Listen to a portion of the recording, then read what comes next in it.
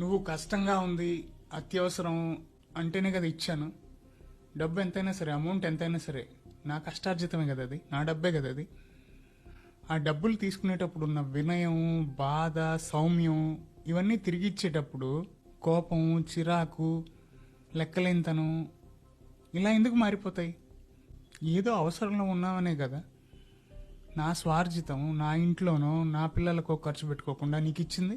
ఈరోజు నాకు ఒక కష్టం వచ్చి నాకు అవసరం అయ్యి నా డబ్బులు నేను నిన్ను అడిగితే ఈరోజు నేను మనసులేని వాడిని అయిపోతున్నాను, నేను కష్టపెట్టేవాడిని అయిపోతున్నాను, నేను ఇబ్బందులు పెట్టేవాడిని అయిపోతున్నాను, నేను ఒక దుర్మార్గుని అయిపోతున్నాను, అర్థం చేసుకోలేని దుర్మార్గుని అయిపోతున్నాను కదా నీకు. ఈ అప్పు చేబుదులు అనేటివి మనకు అత్యవసరాల నుంచి కాపాడే సంజీవిని లాంటివి. అలాంటి అప్పిచ్చేవాడు వైద్యుడు అంటారు కదా. ఈరోజు నీకు ఆ నొప్పి తగ్గిపోయింది కదా అని ఆ వైద్యుడే రాక్షసుడయ్యాడు, ఆ సంజీవినే నీకు విషమైంది కదా. ఒక పక్క ఫ్రాడ్ యాప్లు పెట్టి అమితమైన వడ్డీలు వసూలు చేస్తూ, ఇవ్వకపోతే టార్చర్ పెడుతూ, ఇన్ని చేస్తున్న జనాలున్న రోజుల్లో నిన్ను నమ్మి ఏ తాకట్టు లేకుండా అవసరం ఉంది కదా అని అప్పిచ్చి నేను అమాయకుణ్ణి కదా.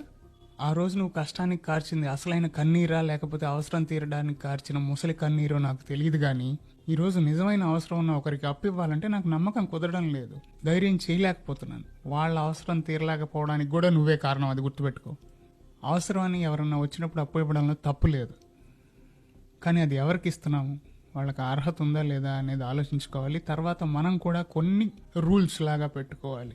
ఎవరికన్నా చేబుదులు ఇచ్చే ముందు నెంబర్ 1, నువ్వు ఎవరికన్నా సాయంగా డబ్బులు ఇచ్చేటప్పుడు అది అప్పు కావచ్చు, చేబుదులు కావచ్చు, ఒకవేళ ఆ డబ్బు తిరిగి రాకపోయినా నీకేం కాదు, అవతల వాళ్ళు బాగుంటే పర్లేదు, బాగుంటే చాలు అనుకుంటే ఇద్దాం.